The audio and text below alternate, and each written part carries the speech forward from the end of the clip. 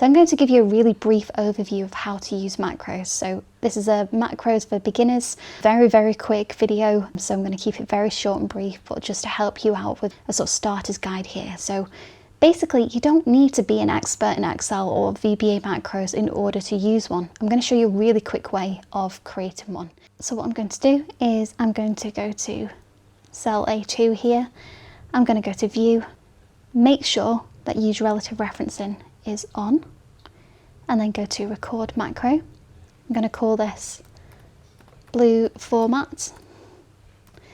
Now, just so you know, a macro name cannot have any spaces in. You could have underscores throughout, but you cannot have any spaces in your macro name. I'm not going to create a shortcut key because, again, in Excel, if you create a shortcut, it will override any default shortcuts that are already there. So, for example, if you're using Control B to make bold, to make cells bold formatting, and you put Control B here, then that's going to override that shortcut. I'm not going to add a description either, just for ease at the moment. I'm going to click OK, and then I'm going to highlight this row here, go to Home, change it to blue, click off it, go to View, Macros, stop recording. Okay, simple as that.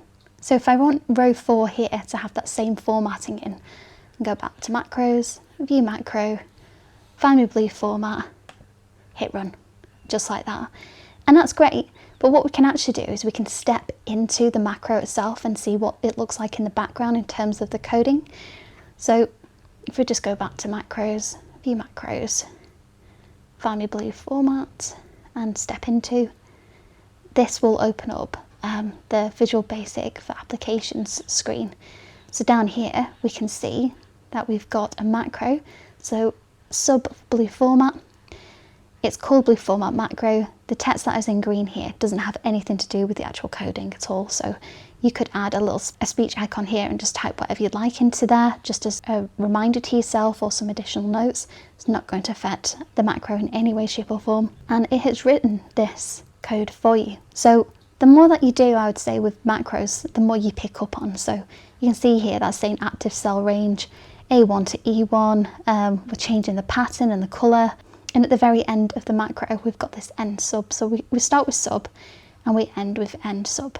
So it's really simple. So you can record your own macro and see how that works and get a little bit more familiar with what the macro is doing. And on the left here, just to give you a bit more information, what we've got is the modules, which is what we've built here. So you can see module 1 under general. I've got some other ones up here, but this is the one that we've just created. We've got our sheets and this workbook. We've also got the properties of the module down here that we can step into, and we can minimize the screen if we want to or exit it at any time. We can go back to it by hitting Alt and F11 and that will bring that screen back up again, and Alt and F11 will switch between the two just like that. So that's just a really quick whistle stop tour into how you can create your own macro VBA. But yeah, have fun exploring with that, and I will be creating some more videos around this to help you understand macros better and show you that they're not that scary really.